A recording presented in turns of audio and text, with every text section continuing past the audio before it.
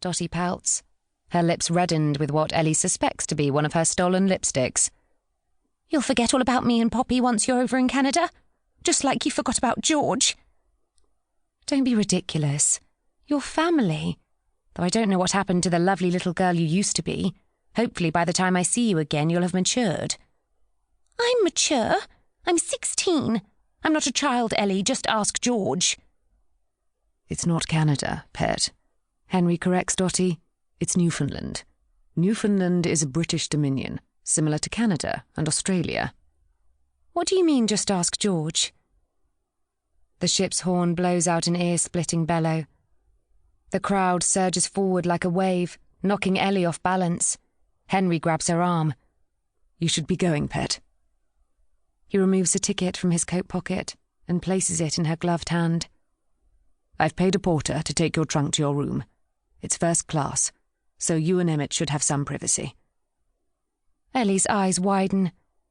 First class? Poppy, you didn't have to do that. It's far too dear. It's the least I can do, pet. He tweaks Emmett's chubby cheek. Take care, Ellie Mae. He kisses her awkwardly on her cheek. You know, you can always come home if things... His voice catches, and he clears his throat. Right, Dotty, we'd best be off before it starts raining again. They're threatening gales from Iceland, and we've got a long journey home. Dotty kisses the baby on his cheek. Bye, little one. She holds out the suitcase. Goodbye, Ellie. That's no way to say goodbye, Dotty. I don't know when I'll see you again. Dotty stares at Ellie. What do you expect? You're off to a big new country where everything will be lovely and easy. They weren't bombed, were they? They don't have rationing, do they? Thousands of people weren't killed there, were they? I think you married Thomas just to get away from this horrible place, to get away from Poppy and me. Dotty, how can you say that? I've been crying every night wondering when I'll see you and Poppy again.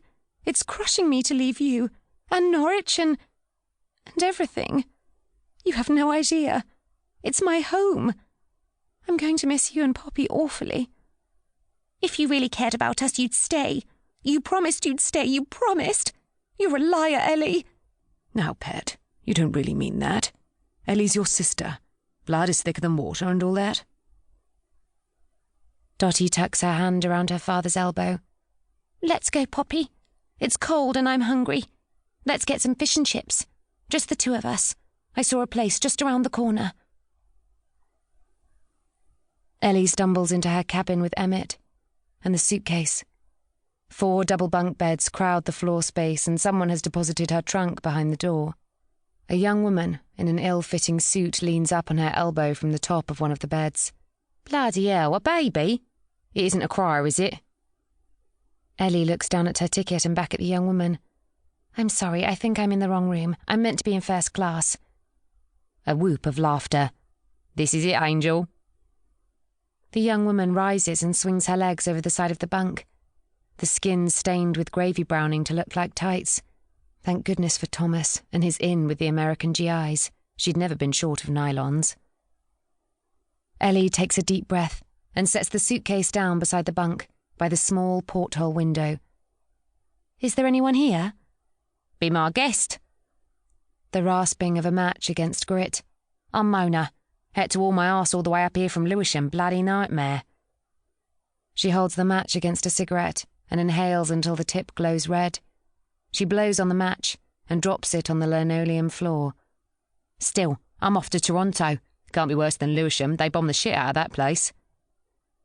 She sucks on the cigarette as she watches Ellie set Emmett on a bed and free him of the blanket and knitted cap and mitts. Where you off to, love? Newfoundland. Holy shit, I heard about that place. Dated a bloke from there before I met Dave. Better you than me.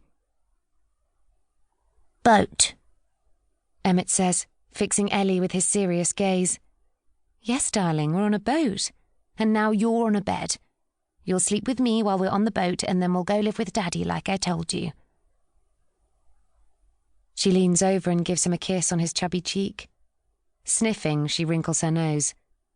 Taking off her coat and her feathered fedora, Ellie lays them neatly on the bed and fishes a cloth nappy out of her suitcase.